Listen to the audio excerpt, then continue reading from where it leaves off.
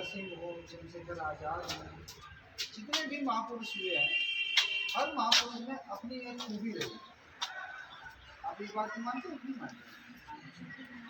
अब अगर वाजपेयी जी के जीवन पे आप अगर नज़र डालें उनकी ऑटोबायोग्राफी पर, तो वाजपेयी जी जो है न केवल एक statesman, politician, but also he was a great poet also. He was a poet of the first order. अच्छा, हम जब ये देखते हैं उनके व्यक्तित्व और कृतित्व के ऊपर नज़र डालते हैं, तो ये थोड़ा सा हमको बहुत अलग संगम लगता है कि कोई इतनी इम्पोर्टेंट पोस्ट हो करके, यानी कि भारत का सर्वोच्च तो हम खैर नहीं कह पाएंगे सार्वजनिक रूप से, लेकिन द्वितीय सर्वोच्च पद पर रहते हुए कोई व्यक्ति मतलब इतनी जबरदस्त कविता कह लेते हैं।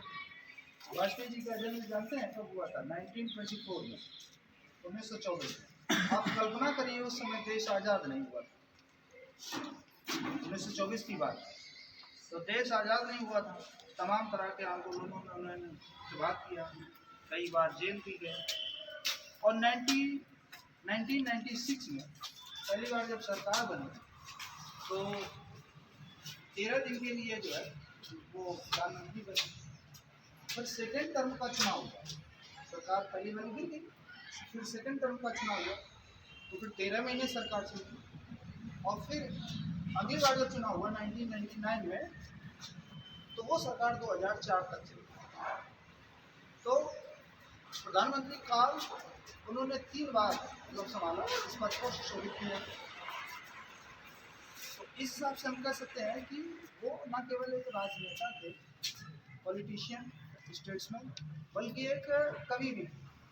कवि के क्षेत्र में, कविता के क्षेत्र में देखा जाए, उनकी आप लोगों ने लाइन सुनी होगी, कभी कभी टीवी पर उनकी आती है, तो कुछ इस तरीके से कि टूटे हुए सपनों की कौन सुने सिसकी, टूटे हुए सपनों की कौन सुने सिसकी, अंतर की चीर व्यथा पलकों पर टिकी।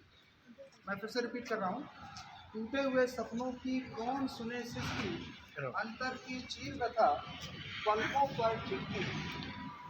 हार नहीं मानूंगा, रार नहीं ठानूंगा, हार नहीं मानूंगा, रार नहीं ठानूंगा, काल के कपाल पर लिखता मिटाता हूँ, रोज नया गीत एक गाता हूँ, रोज नया गीत गाता हूँ। अच्छा, उनकी ये बात बड़ी प्रेरणादायी है कि हार नहीं मानूंगा, रार नहीं ठानूंगा, है मतलब रार नहीं ठानूंगा, रार मतलब झगड़ा, तो झगड़ा नहीं करूंगा, लेकिन ये है कि हम जब तक अपने लक्ष्य को नहीं पालेंगे तब तक जो है हार नहीं मानूंगा। तो मतलब हर लेखक की